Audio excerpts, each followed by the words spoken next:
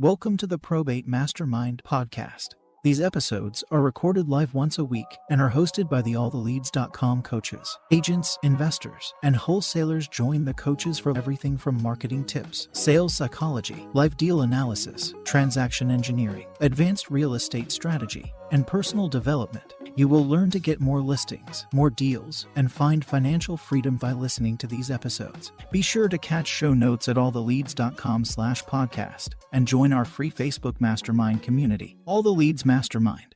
Welcome to our stupendous Realtors and Investors, that was hard to say, nationwide. Today is Thursday, June 10th, 2021, and this is Mastermind podcast number 331. Congratulations to Eddie, who was our winner of the week last week. He had 2 signed contracts, very creative deals, which he's great for. Eddie, if you're here again, jump in the queue. And right now we have no one in the queue, guys.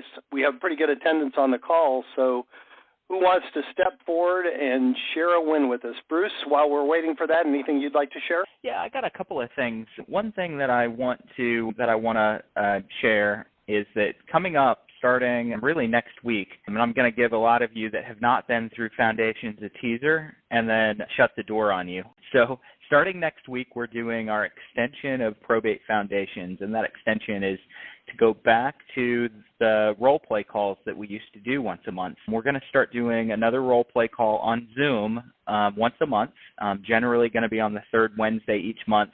Going to be an hour and a half long role play. Now, at the moment, we're reserving that for those who've gone through Probate Foundations because we teach a very specific dialogue approach in Foundations, and that dialogue approach is what we're going to be practicing. So if you haven't been through Foundations and you want to join in on the role play calls, please sign up for Foundations in July, go through that, and then you can get in on the role plays. I just want to control what those people in role play are hearing and not confusing anyone with various different techniques, because we really only focus on one technique in Foundations. And it's not the best technique. It's not the technique that you need to use. It's the one that seems to work best for most leads, which is essentially acknowledging the fact that when we are phone prospecting, we're often faced with some resistance. Whether someone needs our services or not, they have a tendency to be going through a little bit of a private experience, and that leads them to want to give us some hesitancy and some resistance in their answers. So a lot of times the way that sounds is, hey, our attorney's taking care of everything. Hey, we don't need anything right now, or no, we have it all handled. And we know for a fact that they really don't have it handled. That's just their tendency to give us those answers. And so we build our approach around those answers. So once you guys jump in on Foundations in July, if you haven't done it, if you've already been through Foundations, be on the lookout this week for an email for the role play call coming up next week. And that's all I have, Jim. Did I cover enough time? Did we get anyone in the queue? No, this might be the first time in 6 years we have no one in the queue. One of you guys has to have a challenge or a success story. Joe Lehman, we haven't even told him this yet, but if he wants to be our possibly soon-to-be coach, Joe's been around forever. If you want to jump in and share anything, how's that for breaking the news very subtly in front of the whole country? Actually, we do have 2 now in the queue. We appreciate it. And again, guys, hit *6 and hit 1. And let's go ahead and go to our first person in the queue this week is, I'm saluting because it just says U.S. Navy, phone number ending in 2151. Good afternoon. My name is Kristen. Hi, Kristen. Someone in the Navy, apparently. Thank you for whoever that is. Thanks for your service. Go ahead. Yes. So I'm new to the probate process. A question that I had in listening to some of the calls was regarding the fee structure that typically works as you're building out your network of point of contacts, and how do you approach what that relationship should look like as far as referrals and such. Are you an agent, or are you an investor, or are you both? Actually, I guess I would fall more on the investor side, but still new to this overall, so I would say neither at the moment. Okay. So, there are lots of lots of realtors who've never sold a house before, by the way, and plenty of investors that haven't bought a house before. So you are an investor, and you're in good company. Fee structure, generally speaking, we don't normally ask for referral fees on the services that we're promoting. And I'm going to give you a little spin on that here in a minute in a way that you can generate some revenue or maybe offset some marketing for yourself. But for the most part, we are using those service providers and those vendors on our team as really an extension of our marketing, or think of it more as a way to support your unique selling proposition. If you're going to get business in this space, you need to have something that's different from your average competitor. And if your average competitor says, hey, I'm Bruce, I can buy your house, that's the last thing that you want to say. Is you don't want to go in and say, hi, I can buy your house. You want to go in with a different type of offer that adds more value to people. And you're really not able to do that without those vendors. And for that reason, I'm not really going to charge them any kind of a referral fee, because I think that they're just helping me make a stronger offer that gets me more business.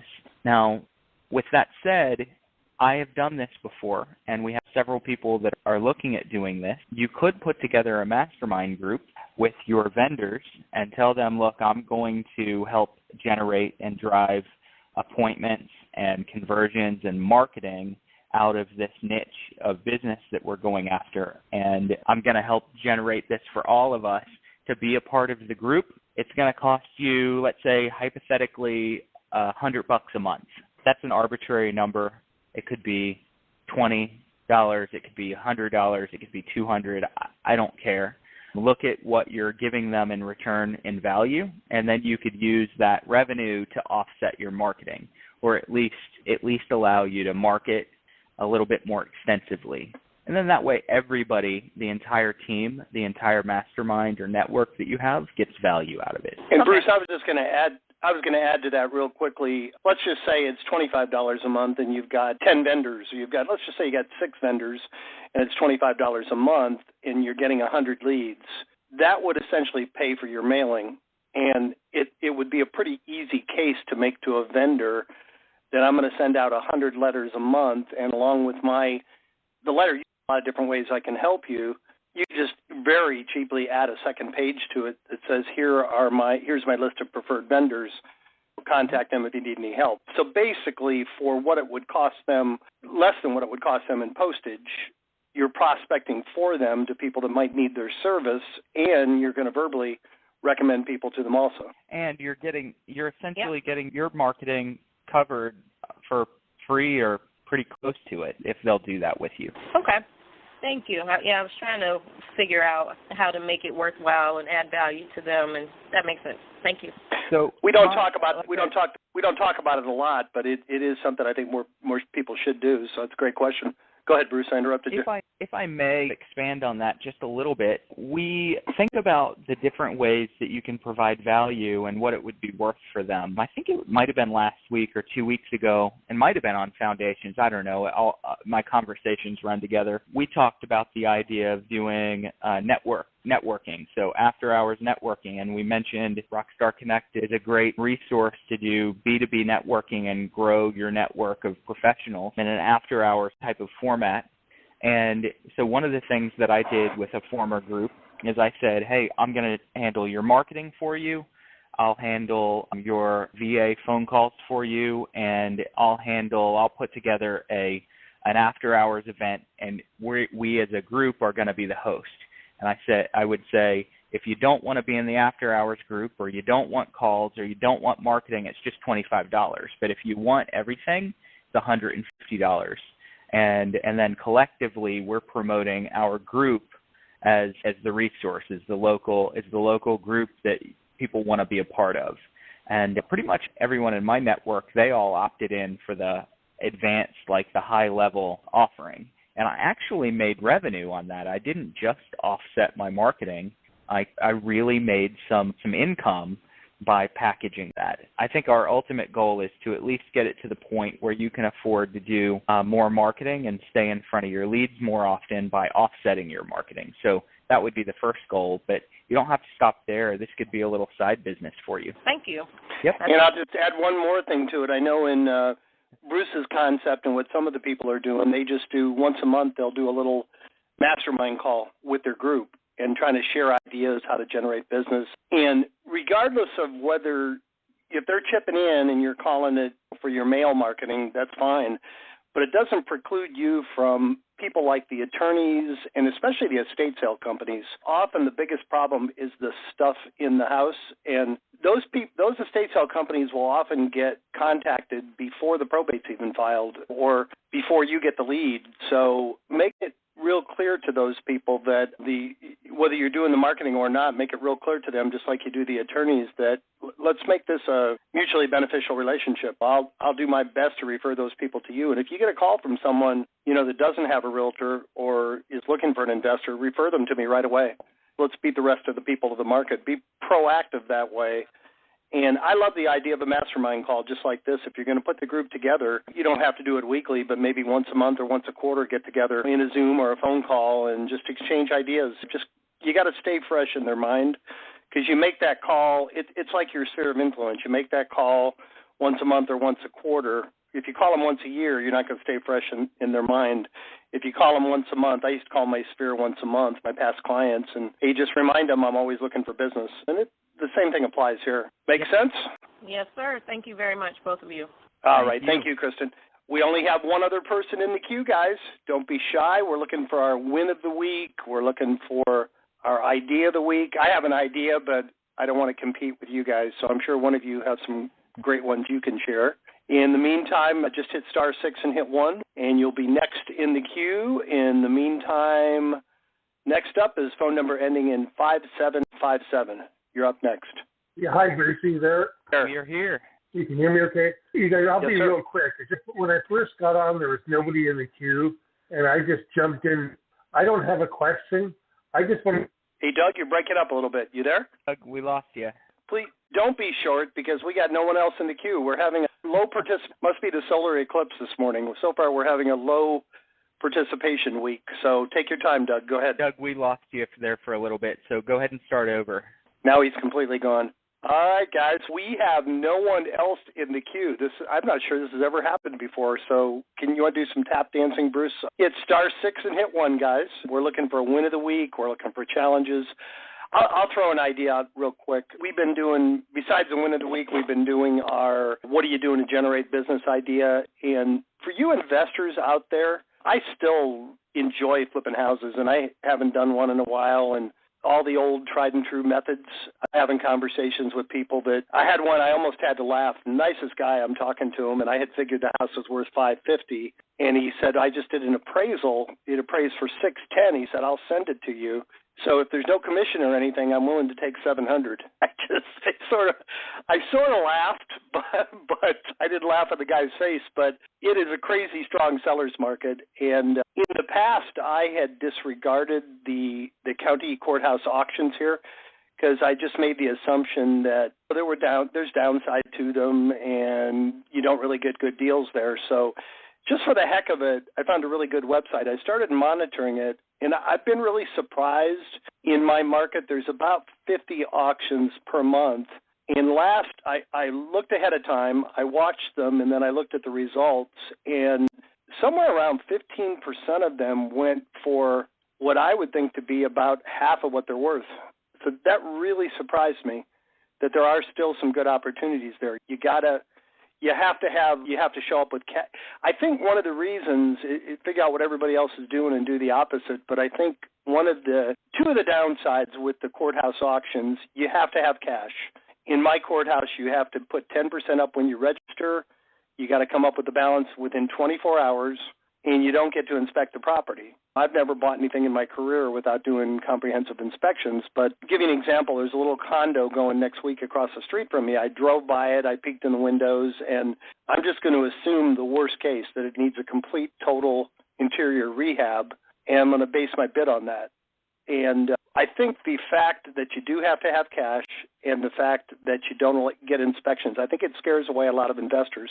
So you might want to take a look at that in your market. If you don't have cash, you might be pleasantly surprised how easy it is to either get. You're going to at least have to make sure you've got the hard money lined up.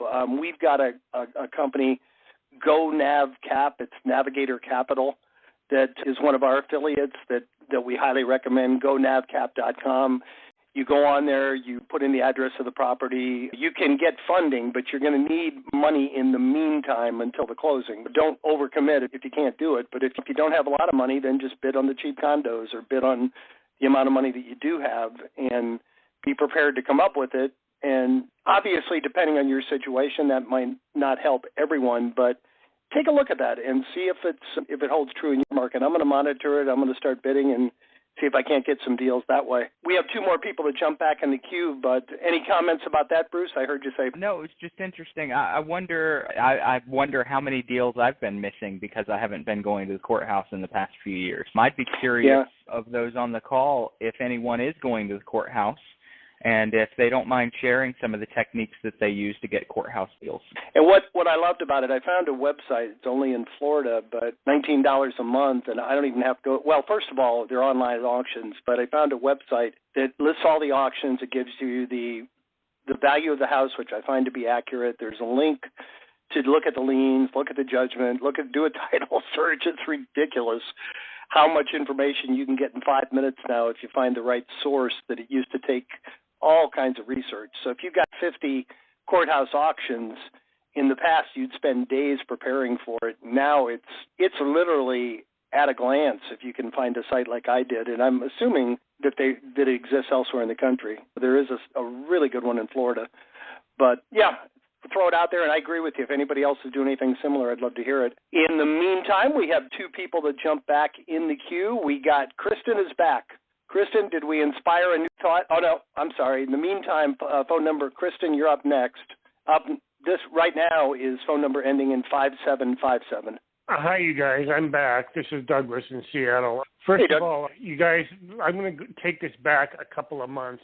I was on a sales call with Bruce, and I told you guys, and I've made a serious study of sales for 10 years, and you packed more into 2 hours than companies I've worked with for months at a high percent, $1,000 a month. I learned more in 2 hours with you guys than I did in a year with these other companies.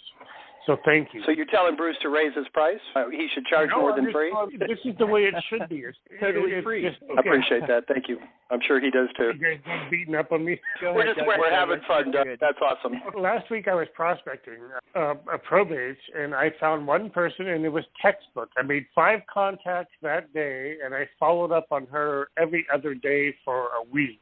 And that was just a week ago from last Monday. And she just unloaded on me what she has. And her husband's portfolio, who he just passed, 8 properties, 4 of them waterfront Puget Sound and South Puget Sound, and another one, which is a large lot, the preliminary plat for 3 individual lots in one of the most desirable areas in the country, are all now available. I brought her an offer for that she's going to accept. But it was just, It was right out of your handbook. Oh, you're going to buy all 8? That's amazing. You're going to buy all 8, Doug? Oh, no, I'm bringing her buyers for all 8. Oh, that's even better. Depends. But so you don't even need to list them. You have the buyers in your pocket already? For the first 3, yes. And she's loving how easy, she's got a lot of savvy. She knows her stuff. She checked me out, and somebody that I know knows her, and she called them, and I got a good thumbs up from them. I'm just loving it. I'm loving it. That was 5 contacts. 5 contacts, and these 3 this one big lot that's being subdivided into 3 lots is 1.5. I'm just really enjoying this. 5 contacts, 8 deals. That's a really good ratio, Douglas. I'm gonna need you to teach the class because I've never done that. What's the potential income from those 8 transactions? I'm sure you haven't figured that out, right? The potential from each of those is, about $360,000. Wow! And then you're just gonna prepay your leads for the next 30 years, right? Stunning log cabins. It's like a state-of-the-art log cabin in the Cascade Mountains overlooking Puget Sound. Wow! She did not mess around. Everything she did was with her husband was done in incredibly high taste and good taste. Doug, how long have you been with us? How long have you been part of the program? About 3 months. So, I know you've been on the call. You've been very positive in the past, but is this your first? Have you done deals before? Or is this your first success? My first success. So it took you 90 days. Yeah, go ahead, Bruce. Doug is highly motivated. Doug, if I could make everybody as motivated and positive as Doug, nobody would ever leave. Yeah. You guys listen to Douglas. I know, but listen to the way you teach. I'm telling you, in 2012, I made a commitment. You know, it's like I listened to Earl Nightingale saying sales is the highest paying business job in the world if you're good at it. So I kept thinking, what's it going to take to be good at it? So I started to master sales based on a CD from a company you guys know. I won't name the name of the company, but oh my God, look, there's a boat going by. Oh, it's a ferry. Oh, okay, the ferry boat. Okay. And there is this guy named Neil Weigel who was giving a presentation, Yep. and I thought, okay, I'm going to commit myself to being as good as Neil Weigel. And I committed myself to it, and I didn't tell my accountability partners, and I didn't tell anybody that was my goal. And in the last 2 months, all of my accountability partners said, Douglas, you're better than Neil Weigel. You're probably the best in the country. And then you guys come into the picture. You streamline a sales technique that is so high in integrity because you don't waste anybody's time, and you hand it to them. And that sales training with the elevator speech and all the process and the techniques leading up to what you do in order to get a sale going, it's masterful. And it's the best I've ever seen. Thank you, Doug. And by the way, don't ever be afraid about, we're not threatened by other companies. I actually coached for Mike Ferry for about 7 years. I was part of his system. And I learned to treat real estate as a business. I learned discipline from him, consistency and discipline.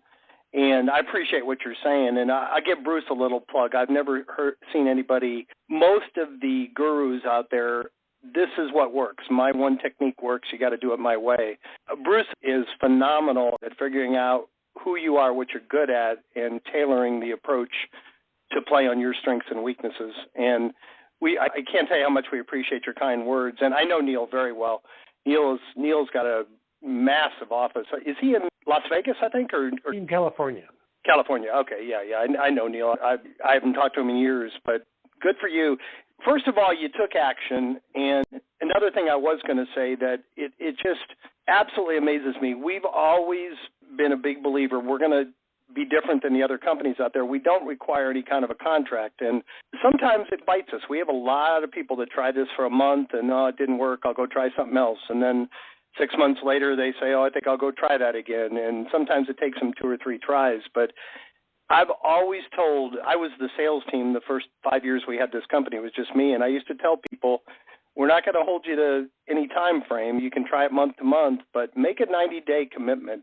Really make a 6-month commitment would be better, because sometimes often it takes that while for you to get traction, and it took you exactly 3 months, and look what you're doing. Yes, and any of your potential clients that are working, I would love to role play with people, but I'm saying if it isn't working for you, it's between your ears, not what you're serving. We appreciate that, Doug. Go to laser focus. Yeah.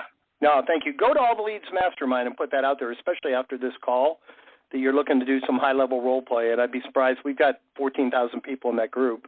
I'd be surprised if you didn't get some really solid responses to that. Yeah, I would really enjoy it. I would enjoy the role play. Great job, my friend. I don't even want to. We have an ROI calculator, by the way. If anybody goes to our website, just put in ROI calculator. I'd love for you to take what you spent over the last 3 months once these close. And a few years ago, we did a survey. The average person that responded averaged about a 1,500% ROI. If you spend $1,000 and you make 2 closings, 3 closings, and make $15,000, that seemed to be about the average. But yours is going to be like 7 digits here from the 3 months. What I did last week, I have so much more in the works. Yeah, good for you, my friend. It's all part of your system. So it's just, I'm so happy that when I talk to other agents and they're all doing the routine stuff, and I'm sitting out here in left field by myself. Oh, okay, $350,000 in commission. Okay, let's just, pardon me. I'm pretty sure you've got the win of the week so far, Doug. I defy anybody else on the call to top that, but you never know. Any other questions we only have one other person in the queue, so do you want to dig in any further, Bruce? Anything else you want to ask Doug? Man, Doug and I have had a couple of extensive conversations. I'm not thinking of anything right now. I'm good. Doug, do you have anything you want to ask? Doug is gone. He probably went to get 8 more listings. I think his phone's dropping, coming and going. But what a great story, guys. Believe me, these are not solicited when people come on and share like that. And we can't tell you how much we appreciate it. It definitely makes it all worthwhile. We have one more in the queue. We do have 25 more minutes, and we've got plenty of room for more. So it doesn't have to beat Doug's story. It can be anything. Question, concern. Not everybody does $360,000 their first 3 months. So if you're struggling, it's okay to admit it. In the meantime, we do have one person in the queue. It looks like Kristen is back. Hey, Kristen. Okay, yes, that's a way to follow that up, but I will top that, Kristen. Nothing as inspirational, but just as you were talking about the auctions, one thing I was thinking about, and I'm just curious on your feedback, is setting up this whole structure and strategy if you're out of state with the area. So you're marketing in an area where you're not local? Correct. Okay. What area are you marketing to? I'm just curious. It's not Florida, is it? Ohio. Okay. All right. So how do you do this? How do you do this absentee is what you're saying? Once you get into the meet and greet portion of it, there's that challenge of not being there in person. So how do you continue with building that relationship of credibility, et cetera? How far away do you live? 8 hours. 8 hours. Okay.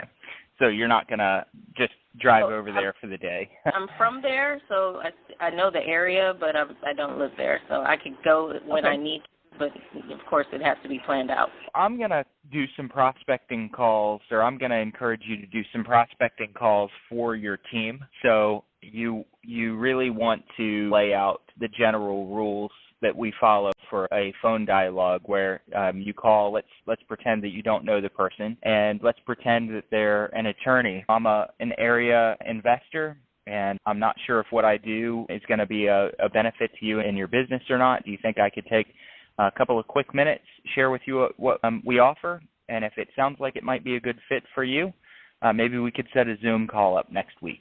And then you have your elevator pitch, you lay out your elevator presentation, ask them if it sounds like it might be a fit. If they say yes, then you say, could we do a Zoom call next week? This is the perfect time of your life to push people to a Zoom conversation instead of a face-to-face, because there are a lot of people who are still not getting out and about. So you could blame COVID. I think right now, if it's okay with you, I'd feel more comfortable doing a Zoom conversation. Does that work for you? And they're probably going to say yes. Okay, so then you do the same thing with your contractors. You cold call. If you don't have a contractor, you cold call a couple of contractors in a particular field. You lay out what you do. You say, does this sound like something that you'd like to be involved with? If so, could we set a Zoom call up for next week? And then as you go forward and start to get to know people better, as long as they feel like you're doing a good job of driving business for the entire group, they're not going to care if you don't live there. I have a market about an hour and a half from me, and I don't go there very often at all. All of my contractors and all my team members live down there. And I just lean on them to be able to go on appointments, to check houses out, to take care of my clients or our clients for me. So it shouldn't be difficult, but I would just cold call into the market and keep those conversations short. If they sound interested, ask them if they would do a Zoom call with you next week so you could get to know each other a little bit better. Talk. And Kristen, they'll accept it. Was that your question, Kristen, as far as the affiliates, or were you wondering more like you're an investor, if you get a deal, how do you go from there? What were you really asking? Thinking more about the homeowner. I do have some contacts as far as our investors in that area, and I believe they have a network, so I'm thinking to help build that relationship with them as if I can't get to it or if it's something that's more fitting for them to refer them, but really with the homeowners. And I didn't even think about the fact we've been virtual all this time, that opens up a whole new world. So that's a possibility to leverage in this. Yeah, and if I may, I'll give you, we try not to talk about ourselves too much on these calls. I'll give you 2 examples of how I handled that recently. I'm not as aggressive with this company. It keeps me busy. I'm not as aggressive. At one time I was doing 3 to 5 deals per month, buying and flipping, but I still miss it. So whenever I'm looking to do a deal, I don't want to compete with my subscribers. I go back and work like the 1 to 3-year-old probate leads in Southeast Florida here where I live. And I've had 2 occasions lately where One of them said, I already sold that house in your area, but I got another one over on the west coast of Florida. So I actually went to our long-term subscriber in that area who's a realtor, and I said to him, if you will go by and take a look at the house, let me know what you think it's worth, give me a report on the condition. If I buy it and flip it, I'll relist it with you. If I don't buy it, we'll go ahead and list it, and you can give me a referral for the marketing. And he actually did that. He listed it, and it closed a couple weeks ago, and I got like a $1,200 referral that helped cover my marketing. I had another one up in way up in northern Florida. It was a $850,000 house, and I had determined that the woman would sell it for $800,000. And when I did the math, the cost coming and going, it just didn't make sense. So again, I went to one of our subscribers who's a realtor. He listed it yesterday. If it sells for $850,000, he's going to give me a real nice commission referral. And I had a deal with him. I said, if it ever gets down like in the low to mid sevens, if she can't sell it, let me know and I'll jump in and buy it. So I've had as an investor, I've had very good luck and success dealing with realtors. And as long as you can trust them, which I do with our subscribers, and you could do the same thing. You could go into All the Leads Mastermind and just say, hey, I'm looking for an agent in this market that I want to work with as an investor. I guarantee you'll get a couple of our realtors who, and it's funny, the guy that I mentioned up in Northern Florida, he's an investor also, but I trust him completely that even if it went down to $600, he'd call me first rather than buy it himself. You have to have that level of trust, but if you do trust the person, and especially if they're only a realtor, that's a really good way to find boots. You do need boots on the ground, so that's a good way to find boots on the ground. Mm-hmm. Make sense? Yes.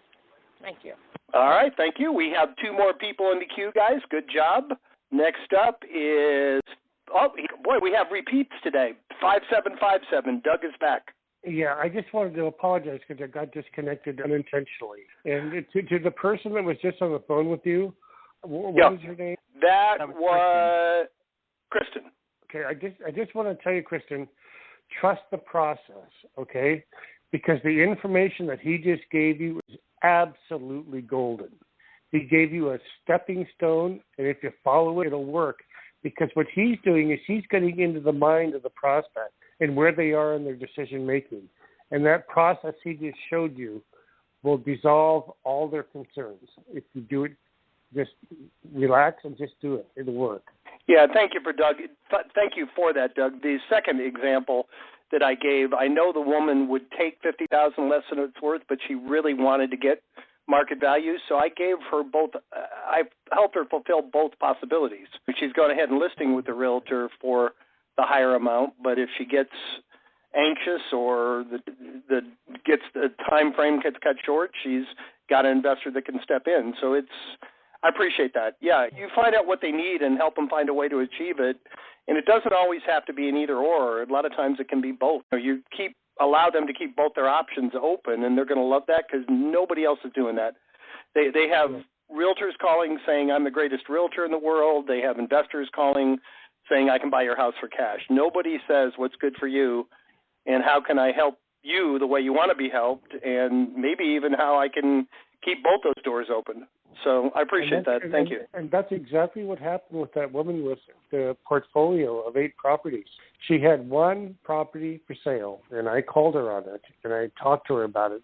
And then after 7 days, she just opens up and says, I got this and this and this and this. And where'd this come from? It was because I always answered what her needs were. Yep. And it was right out of your handbook. So thank you. Oh, thank you, sir. Appreciate it. All right, we have one more in the queue. Last call. If anybody else wants to jump in, hit *6 and hit 1. Otherwise, it looks like it might be last up this week is phone number ending in 0199. Hi, this is Vince, and I was just getting started with the leads, and the county I was looking for is still closed due to COVID.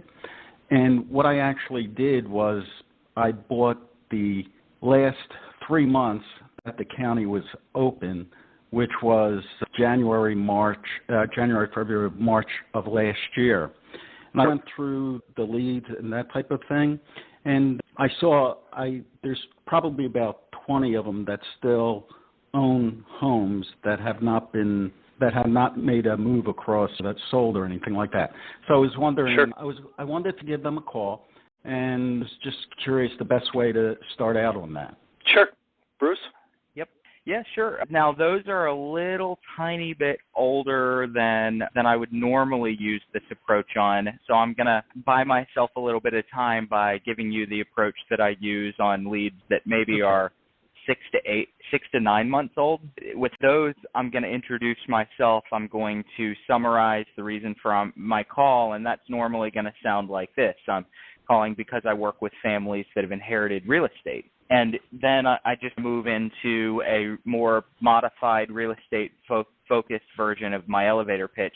However, if you are working with leads that are significantly older like that, they're a year and 3 months or a year and a half old, you might not even reference the inherited part. You might not reference the probate. I'm calling because I work with people who have vacant properties. Sometimes they've inherited them, sometimes they've been rentals, various different things. Would you consider an offer on 123 Main Street? I might just go straight for the real estate because the emotion is probably gone. They're likely done with most of the probate process, if not all of it, and likely they're just sitting on this house that might be a rental. They might be living in it. It might just be vacant, and so I just go straight for asking them if they'd be open-minded or if they would consider an offer. And I want you to always use language like that, open-minded to, or would you consider. I really love open-minded because we all subconsciously think that we're open-minded. And when someone asks us if we're open-minded to something, you almost have to say yes. I know that trick, and when people use it on me, I go, oh, man, I really don't like you because I know you're trapping me, but yes, I'm open-minded. And then you have to hear it out. So are you open-minded to or open to considering an offer on that property? And I just go straight for that. And then see if they'll tell you any of the story. So you might even say, hey, do you mind telling me some of the story behind that?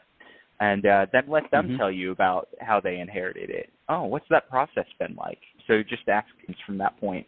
Gotcha. Okay, but Vince, I'm pretty sure you've been on Foundations, right? Am I right? I have not. I took the Probate Mastery class. I have not signed up for Foundations yet. I was thinking of another Vince then. So the version of the dialogue really doesn't change a whole lot, except for normally when you're calling a newer set of leads, we teach you to summarize your reason for calling by saying, I'm calling because I have a service that works with families in probate. The older that lead is, the more direct toward real estate you're going to get with your summary. So I work with families that have inherited property, and then as the lead gets really old, I make offers on properties that have been inherited and might be vacant, something like that. Yeah, and Bruce, I was going to agree with that completely. The two that I just referenced were, I think they were 2 to 3 years old. They were old ones, and I left both of them a voicemail. I just said, some time ago you were the executor of an estate. You may have already taken care of it and sold the property. If so, no need to call me back. If you do have property, still have property you want to sell, give me a call.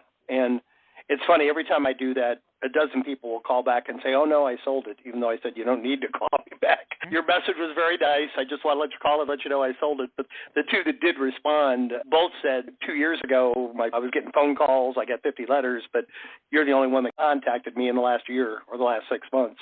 So there's gold in those nuggets for sure. Keep working those. And hopefully we don't have too many. At one time, Vince, we had 82 counties that were out from COVID. I think we're down to less than 10 now.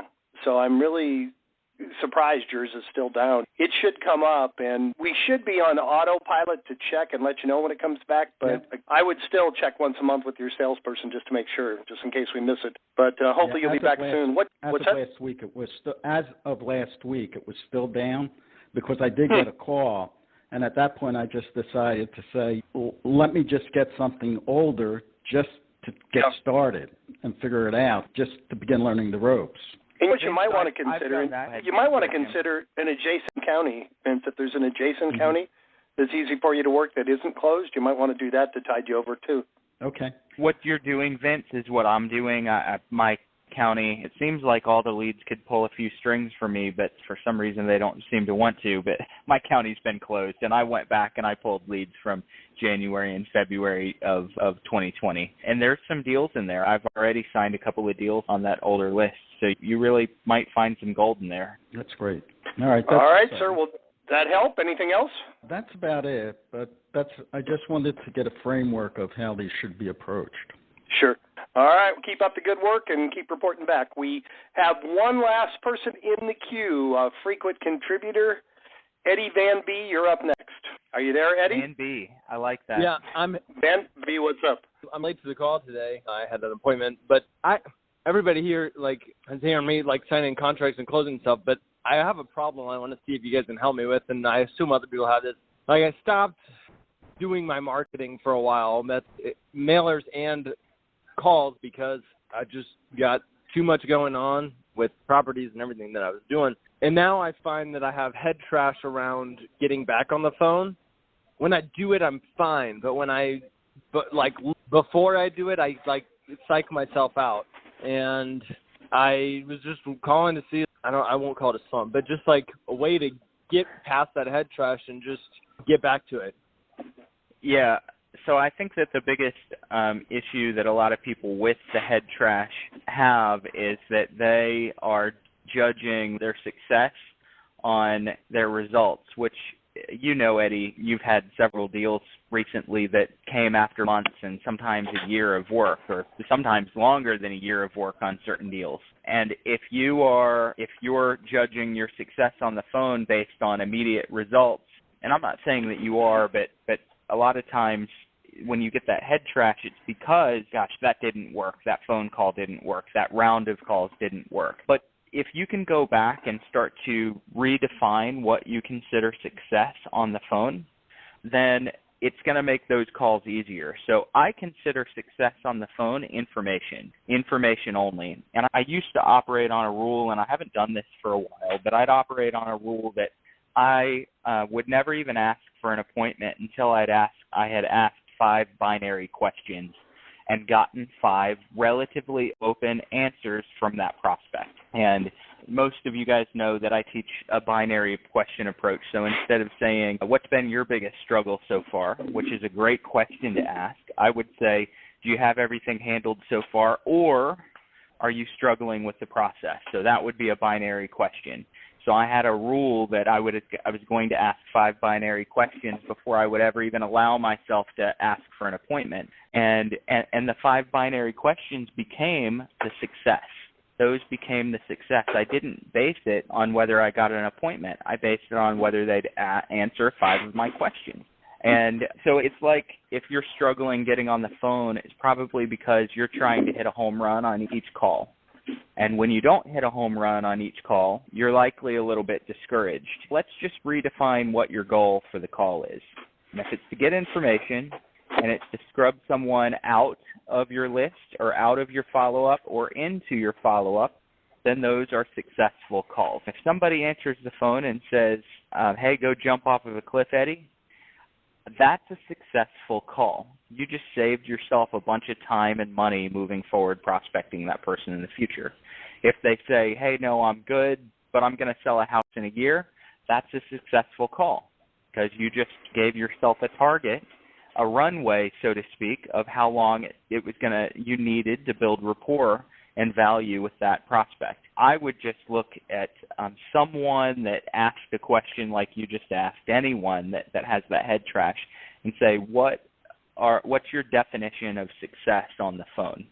And if it is, I got to get a listing appointment, then you're probably going to keep that head trash for a long time because you're not going to get appointments every time you pick the phone up, but you're going to gather information every time you go through a round of calls. And if information is your goal, then it takes the pressure off of that round of calls and makes them a lot easier. That makes sense.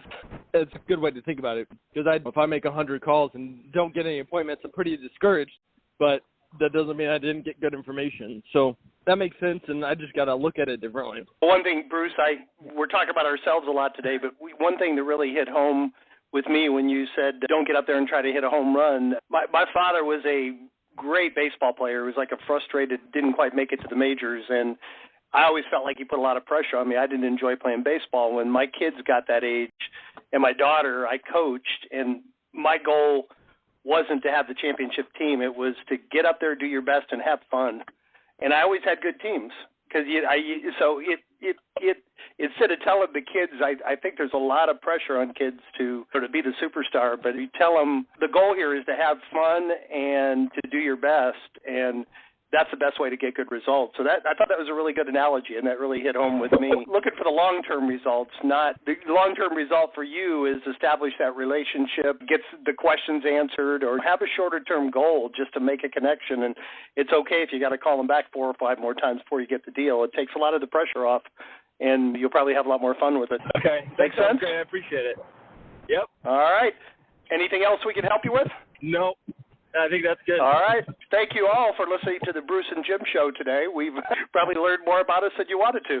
Another good call, guys. Seriously, we appreciate each and every one of you. I thank everybody who showed up today, particularly thank those who actively participated. And I think I'll just go and announce it right now. Doug Conyers gets the win of the week with his huge daisy chain of deals that he put together there. So great job, Doug.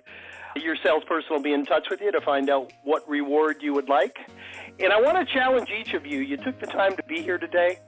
Take one thought, one thing that inspired you on this call, go out and put it into practice, and please come back next week and share your results with the group. Have a great week, guys. We will talk to you same time next Thursday. Take care, everybody.